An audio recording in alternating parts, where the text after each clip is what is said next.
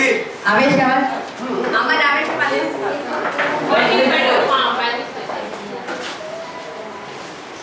नमस्कार। आप सब जानते हो वैसे सृष्टि संस्था लास्ट 25 ईयर्स से काम कर रही है। छोटे से छोटे किसानों के लिए भी काम करती है। अगर कोई किसी में कारीगर में कोई हुनर है वो दिखाने के लिए भी अच्छा एक प्लेटफॉर्म है। और स्पेशली इनोवेटिव प्रोडक्ट्स के लिए सृष्टि एक बढ़िया प्लेटफॉर्म प्रोवाइड करती है। और हर साल लास्ट 14 साल से सात्विक फूड फेस्टिवल ऑर्गेनाइज करती हैं। हम सब जानते हैं। मेरी प्रोडक्ट भी एक इनोवेटिव प्रोडक्ट है, इसलिए मैंने भी सृष्टि के एग्जीबिशन में ये फूड फेस्टिवल में हिस्सा लेना शुरू किया। लास्ट 12 सालों से लगातार मैं ये एग्जीबिशन में पार्टिसिपेट करती हूँ। मेरी प्रोडक्ट नीम इंडिका नीम फ्लोर क्लीनर नीम और कपूर से बनाया हुआ पोछा मारने का लिक्विड कुछ नया था, इनोवेशन था। शुरुआत में मेरी प्रोडक्ट को फिनाइल की जगह इस्तेमाल करना था, लेकिन फिनाइल नहीं है, केमिकल नहीं है, नीम और कपूर। सब लोग को अचरज होता था कि ये नीम और फ्लोर क्लीनर कैसे हो सकता है, फिनाइल क्या है। तो ये सब शुरुआत की चुनौतियाँ थी मेरे लिए। और ये कड़वा नीम धीरे धीरे हमारे लिए मीठा साबित होने लगा। फिनाइल जो हर घर में इस्तेमाल होता है उसकी जगह मेरी प्रोडक्ट इस्तेमाल करनी है। लोगों को समझाना है कि फिनाइल क्या है, क्यों डेवलप कंट्रीज में बैन है, उसके क्या डिसएडवांटेजेस है, जैसे कि कार्सिनोजेनिक है, नॉन बायोडिग्रेडेबल है। वैसे ये सब सारी बातें मुझे लोगों को समझानी थी। ये मेरे लिए सबसे बड़ी पहली स्ट्रगल थी। दूसरा, फिनाइल के साथ कंपेयर करेंगे तो कॉस्ट फैक्टर। फिनाइल बहुत लो कॉस्ट है, लो कॉस्ट वैल्यू आइटम है और इसमें कोई स्टैंडर्डाइज रेट है। 10 रुपये में भी मिलता है, 100 रुपये लीटर भी मिलता है। तो ये दूसरी चुनौती थी। तीसरा कि ये मेरी प्रोडक्ट की जानकारी तो चाहिए माउथ टू माउथ पब्लिसिटी, तो वो मुझे बहनों तक पहुंचानी थी। और उसके लिए कई सारे माध्यम थे, या तो एडवर्टाइज समझो, बहुत सारे माध्यम थे। उसमें से एग्जीबिशन का माध्यम मेरे लिए सबसे अच्छा रहा। वहाँ बहनें आई, डायरेक्ट जो इस्तेमाल करने वाली हैं वही बहनें मेरे सामने आई, जिसको मैं समझा पाई कि मेरी प्रोडक्ट क्या है, फिनाइल से कैसे अलग है और नीम की प्रॉपर्टीज क्या है जो हमारे पूर्वज इस्तेमाल करते थे। अनाज के पत्ते डाल के कीटाणु को दूर रखते थे, बचपन को भगाते थे। तो वो सब भी मुझे समझाने का एग्जीबिशन के जरिए मौका मिला। धीरे धीरे मैं सभी एग्जीबिशंस में हिस्सा लेने लगी और स्पेशली सृष्टि का एग्जीबिशन मेरे लिए बहुत ही अहम और सृष्टि के एग्जीबिशन का अच्छा खासा मेरी प्रोडक्ट के लिए योगदान रहा। क्योंकि मेरी प्रोडक्ट हर्बल है, नीम फ्लोर क्लीनर वो वाकई हर्बल है, वो यहाँ आके साबित हुआ। क्योंकि सृष्टि संस्था वाले केमिकल पदार्थों वाली प्रोडक्ट को इजाजत नहीं देते। तो मेरे पास आते हैं, वो समझ के आते कि नहीं ये जेन्युइन है, ये हर्बल प्रोडक्ट है। तो मैं सृष्टि की ये मुझे बड़ा ही एडवांटेज रहा। और सृष्टि संस्था के संस्थापक अभी अपने पास थे अनिल गुप्ता और रमेश भाई पटेल, उनकी पूरी team, Alka Ben, Sumitra Ben, सब ये जो पारंपरिक का फूड फेस्टिवल करते हैं और दूसरी भी एक्टिविटी करते हैं, उनको मैं धन्यवाद देना चाहूँगी। और मेरी प्रोडक्ट नीम इंडिका नीम फ्लोर क्लीनर को इन सब लोगों ने अच्छा खासा प्रोत्साहित किया, सहकार दिया, योगदान दिया, उसके लिए मैं इन सबकी आभारी हूँ। Thank you. উনি যেটা বলেছেন ওনার প্রোডাক্টের নাম হচ্ছে নিম ইন্ডিকা। এটা হচ্ছে যে আমরা মেঝে পরিষ্কার করি না ফিনাইল দিয়ে, এইটার একটা অল্টারনেটিভ, অর্থাৎ মানে ফিনাইল না ব্যবহার করে এটা দিয়ে কিভাবে প্রাকৃতিক উপাদানগুলোকে ব্যবহার করে কিভাবে ঘর পরিষ্কার করা যায়, এটা ছিল ওনার মেইন ইনোভেশন। হ্যাঁ, কিন্তু ওনার জন্য বেশ কিছু চ্যালেঞ্জ ছিল, মানে বাধা ছিল। বাধাগুলোর মধ্যে একটা ছিল হচ্ছে যে এই টোটাল জিনিসটা মানে নিম ব্যবহার করে যে মেঝে পরিষ্কার করা যায়, এটা তো একটা মানে চিন্তা ভাবনা, তাই না? এটা মানুষজন তো জানতো না, সুতরাং মানুষের কাছে এটা পৌঁছে দেয়, এটা ওনার জন্য একটা বড় কঠিন জায়গা ছিল। আরেকটা জায়গা ছিল হচ্ছে দামটা হচ্ছে যে ফিনাইল কিন্তু খুব কম দামে পাওয়া যায়, কিন্তু এই মানে সেই তুলনায় দেখা যায় যে এই প্রোডাক্টটা তৈরি করতে যেই দামটা হয় সেই দামটা আসলে একটু হাই হয়ে যায়, যার কারণে ওনার জন্য এটা স্ট্রাগলিং ছিল যে আসলে মানুষ তো কম দাম দিয়ে ওইটাই কিনতে চায়। সেক্ষেত্রে উনি যেই পদ্ধতিটা আসলে অনুসরণ করেছেন সেটা হচ্ছে যে ওনারা মানুষজনের মধ্যে সচেতনতা বৃদ্ধি, যে ফিনাইল তো একটা কেমিক্যাল না, কি বলে ফিনাইল তো কেমিক্যাল, যার কারণে ওনারা তখন এটা বুঝালো যে কিভাবে মানে প্রাকৃতিক উপাদান ব্যবহার করার উপকারিতা কি আর কেমিক্যাল ব্যবহার করার অপকারিতা কি। বিভিন্ন মাধ্যমে ওনারা এই সচেতনতাটা বৃদ্ধি করছেন।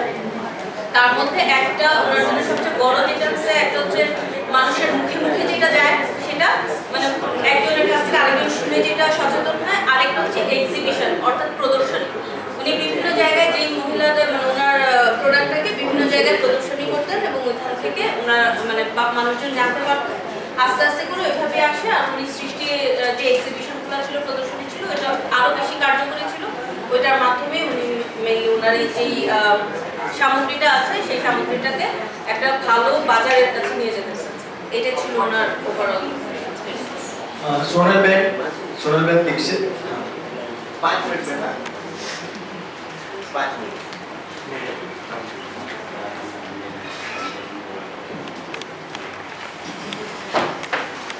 नमस्ते सब आमंत्रित मेहमानों का मेरा chapati.com का सोनल दीक्षित से गुड मॉर्निंग। मैंने मेरे ये जो बचपन से मैं देख रही थी कि पहले मतलब घर में अपना संयुक्त कुटुंब था और संयुक्त भोजन एक ही किचन में सबका खाना बनता था। फिर नानी और दादी जो उस जमाने में थे वो 4 बजे उठ के खाना बनाते थे, स्पेशली नहा धो के किचन में। और रूल्स रेगुलेशन जो हम बोलते हैं वो देसी लोग का मतलब कि नहा के आने का, ये पैर चप्पल लेके नहीं आने का, 3 दिन भोजन नहीं बनाने का, ये जो सारे रेगुलेशन थे। फिर मेरी मम्मी के ज़माने में वो 5 बजे उठ के खाना बना के फिर काम पे जाती थी। मैं 6 बजे उठ के 2-3 आदमी का खाना बनाती हूँ। शायद मेरी नेक्स्ट पीढ़ी 7 बजे उठ के भी विदाउट खाना बना के अपने काम पे चली जाएगी। तो ये पिक्चर मैं बचपन से देख रही थी। तो पहले जो हम शाम को खाना सब साथ में खाते थे, पापा मिल से काम करके आते थे, मम्मी ने बनाया होगा, फिर अपने घर में भी जो लोग होते हैं भाई बहन सब मिल के मील मतलब family meal in a day था। अभी family meal in a week हो गए और शायद नेक्स्ट पीढ़ी के लिए family meal in a month भी हो सकता है। तो पहले हम healthy, hygienic, homely, traditional food बनाते थे और खाना खाते थे। और हमारे जो बड़े लोग हैं वो 100 साल आराम से जीते थे। मैंने कभी देखा नहीं कि मेरी नानी डॉक्टर के पास गई हो, या इवन मेरी मम्मी भी, इवन मेरी मदर इन लॉ इज 80 साल लेकिन नो डायबिटीज, नो बीपी। मेरी मदर भी चल के ही सब जगह जाती है, 70 years old, but no diabetes, no BP. तो कहने का मतलब ये कि सारा ये खाने का और काम करने का 2 तरीका पहले लोगों का था। अभी क्या हो गया कि फास्ट फूड आ गया, मिक्स एंड मैच फूड आ गया, रेडी टू ईट आ गया। ये सब खाना खाने से हम साथ में रोग भी आ गया। पहले हेल्थ इज वेल्थ था, अभी क्या हो गया उल्टा, वेल्थ इज हेल्थ। जिसके पास वेल्थ है मतलब हम मान ही लेते हैं कि वो हेल्थी है। तो ये सब में मेरे हस्बैंड, मैंने शादी के बाद मेरे हस्बैंड फैमिली लॉस का रेस्टोरेंट बिजनेस था, 40 साल से यही लाइन में थे। देश विदेश हमको उनका एक्सपीरियंस है हमारा खाना बनाने का, ये मतलब फूड बिजनेस में। फिर हम इंडिया के मैंने देखा कि अभी नेक्स्ट पीढ़ी जो पढ़ रही है वो तो काम डेफिनेटली करेगी। हम तो काम नहीं करते इतना, पहले प्राधान्य देते किचन फूड को, लेकिन नेक्स्ट पीढ़ी नहीं देगी। तो फिर मैंने सोचा कि मैं क्या करूं। फिर मैंने सोचा कि मुझे हेल्दी फूड देना है। बिजनेस तो करना है लेकिन हेल्दी फूड का करना है, होमली फूड का करना है, ट्रेडिशनल फूड का करना है, सात्विक फूड का करना है। मैंने ऐसा सोचा क्योंकि अन्न वैसा मन होता है। हम जैसा मन है वैसा वाणी होता है, वैसी जिंदगी होती है। फिर मैंने सोच के रेडी टू ईट रोटी और थेपला, मेरी ये थेपला की बैग है, तो मैंने सोचा मुझे रोटी बेचना है, क्योंकि ये मैं जब सिंगापुर थी तो वहाँ मुझे 1000 रोटी का ऑर्डर मिला था, और वहाँ वैसे आप जानते हैं सब फॉरेन में कोई मतलब रोटी बिकती है, तो मैंने सोचा इंडिया में भी अभी जमाना आ ही रहा है रेडी टू ईट का, और सब जगह सब मिलता है, लेकिन हमारा होमली खाना कहीं नहीं मिलता है। जैसे आज मैं जाऊँगी, मैं बोलूँगी मुझे 10 रोटी चाहिए, 10 थेपला, अच्छा आलू पराठा, या मुझे वेज भी चाहिए, तो मुझे कहीं नहीं मिलेगा। अगर उसके अलावा मुझे सब कुछ मिलेगा, और डेली हम सब कुछ नहीं खा सकते, हम घर का खाना ही डेली खाते हैं। तो फिर उस हिसाब से मैंने जब स्टार्ट किया, हम बिजनेस में अहमदाबाद आ गए, मुझे सृष्टि का परिचय हुआ। फिर 3-4 साल पहले मैंने सृष्टि एग्जीबिशन में पार्ट लिया, जो आयरन में ही होता है। वहाँ मैंने स्टॉल लिया, वहाँ मैंने रोटी का स्टॉल रखा, थेपला का स्टॉल रखा, गऊ के फाड़ा का खिचड़ी का, ग्रीन मूंग सूप, और सुरती, मेरे हस्बैंड जो सूरत के हैं, तो वो फेमस कहावत है सूरत का जमन काशी का मरण, तो हमने सुरती रखा पेटी। तो मेरे स्टॉल पे सब लोग देखने के लिए आते थे, वो रोटी बन रहा है, वो रोटी बन रहा है, वो रोटी बन रहा है, और मेरा कार्ड लेके जाते थे। 2-3 साल तक मुझे उसका रिस्पॉन्स मिला। बाद में तो जब भी कहे हाँ एग्जीबिशन में हमने आपका कार्ड लिया, अभी तक संभाल के रखा है। कहने का मतलब ये, फिर दूसरी बार अभी एग्जीबिशन हुआ खलते टीवी टावर में, तो मैं थोड़ा और एडवांस, थोड़ा हेल्थ कंसेप्ट में आई। मुझे सृष्टि की टीम से, रमेश भाई, अलका भी, सुंदर से मुझे थोड़ा गाइडेंस मिला कि रागी का और एडवांस, मतलब तब रोटी, फिर रागी का रोटी, केले का सब्जी, फिर ग्रीन मूंग सूप में सोयाबीन ऐड किया मैंने, फिर गाँव के फाड़ा में मिक्स वेजिटेबल डाल के ऐड किया। तो वहाँ भी मुझे मैंने सब लोग देखने आते हो रागी का रोटी, हो रागी का रोटी, कहने का मतलब कि वो भी वहाँ मुझे काफ़ी रिस्पॉन्स मिला। और फिर मैं सोच रही थी, जैसे डोसा होते हैं, हम जाते रेस्टोरेंट में सोचते हैं 50,000 के डोसा, तो मैं सोचती हूँ 10,000 की रोटी क्यों ना हो। जैसे मैंने आउटलेट चालू करूँगी तो मैं सोचूंगी कि मैं 10,000 की रोटी होनी चाहिए। मैं बावली भी देती हूँ इसमें। पहले के लोग दूध का इस्तेमाल ज़्यादा करते थे, अभी पानी हम ज़्यादा। तो मेरा जो रेसिपी है, मैंने गेहूँ खुद लाती हूँ, फिर खुद मेरे वहाँ घंटी है, खुद प्रोसेस मेरे वहाँ होता है। हाइजेनिक रेसिपी, मेरे हस्बैंड जो ये सेफ है, उनका खुद का रेसिपी सब कुछ माप के, फिर ये पैकिंग, फिर हाइजेनिक, कहने का मतलब कि तभी ये फूड बनता है। और इसका रिजल्ट इतना है कि देश विदेश लोग जाते हैं तो सबसे पहले मेरे वहाँ आते हैं। 5 साल के बच्चे के लिए चाहिए, 60 साल के आदमी के लिए चाहिए, साउथ इंडियन भी खा सकते हैं, पंजाबी भी खा सकते हैं, कहने का मतलब कि इंटरनेशनल है।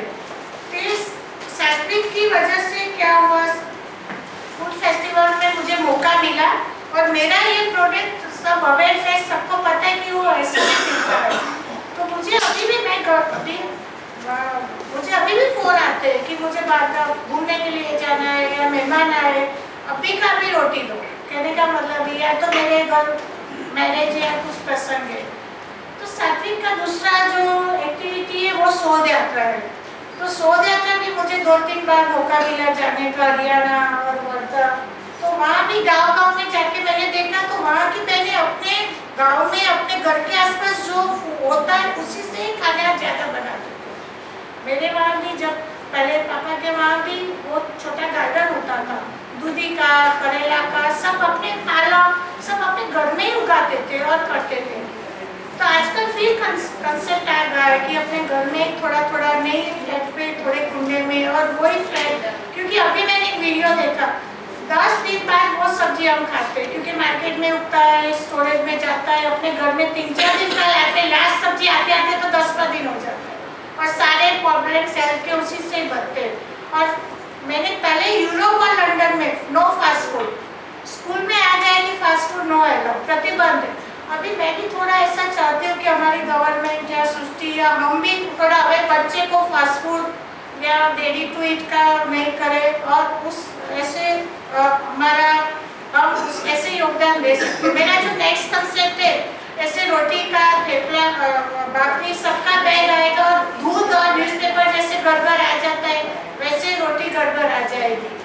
मेरा मतलब सारी दुनिया के कोने में, मैं सिंगापुर थी तो चाइनीज लोग अपना चपाटी, वो चपाटी नहीं, वो घी की चपाटी, मतलब ये लोग भी चपाटी खाते हैं, अमेरिकन लोग भी चपाती खाते हैं, सब लोग चपाती खाते हैं और हम लोग पिज्जा खाते हैं।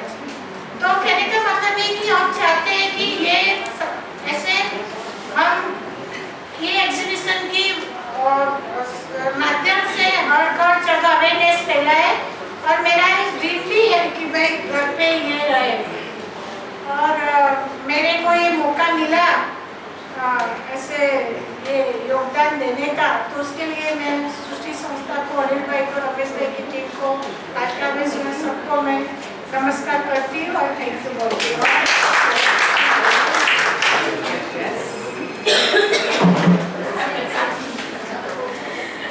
ওনার যেটা সামগ্রী সেটা হচ্ছে যে রেডিমেড রুটি। হ্যাঁ, সবসময় ওনার আসলে এই ব্যবসাটা শুরু করার পিছনে যে আগ্রহটা ছিল সেটা হচ্ছে যে আগে আমাদের পরিবারে দেখা যেত সবাই একসাথে বসে খাইতো, রান্নাঘরের অন্য রকমের নিয়ম নীতি ছিল। তো যত দিন যাচ্ছে মানুষের সময় তত কমতেছে, এখন আর আগের মতো এত সময় নাই, কেউ অর্ডার করে বাইরে থেকে অর্ডার করে খেয়ে ফেলি, কি খাচ্ছে না খাচ্ছে ওইটার ব্যাপারে আমাদের কোনো আইডিয়া নেই। ওই জায়গাটা থেকে ওনার কাছে মনে হয়েছে যে আমি যেই খাবারই বিক্রি করবো না কেন সেই খাবারটা যেন হেলদি হয়, স্বাস্থ্যসম্মত হয়। হ্যাঁ, এইটা চিন্তা করে উনি কিন্তু এই রুটির ব্যবসাটা শুরু করেন এবং এখন ওনার আসলে আকাঙ্ক্ষা সেটা হচ্ছে যে রেডিমেড রুটি, যে মানুষের ঘরে ঘরে এখন রেডিমেড রুটি পৌঁছা যাবে। ঠিক আছে, এখানে শুধুমাত্র রুটি না, রুটিগুলো আবার রুটির আবার বিভিন্ন প্রকার ভেদ আছে। উনি মানে স্বপ্ন দেখে যে এক রকমের রুটি কেন খাবে, মানুষ যদি 10 রকমের অন্য খাবার খেতে পারে তাহলে 10 রকমের রুটি কেন না। এই জায়গাটা থেকে উনি এখন রুটির ব্যবসা থেকে ওনার থেপলা হচ্ছে ইন্ডিয়ান একটা খাবার, যেটা আমাদের এখানে কম হয়, কিন্তু মানে এরকম মোদ্দা কথা হচ্ছে যে একই খাবার যেটা ঘরে হয় একদম স্বাস্থ্যসম্মত, সেটাকে বিভিন্ন মানে আঙ্গিকে মানুষের কাছে পৌঁছে দেওয়া যেন এটা স্বাস্থ্যসম্মত। এটাই হচ্ছে ওনার মেইন কাজ। खूब आभार। सोना बिहारी जब शोध यात्रा में आते हैं तो वहाँ पे रोटी अच्छी नहीं बनती तो किचन में चले जाते हैं।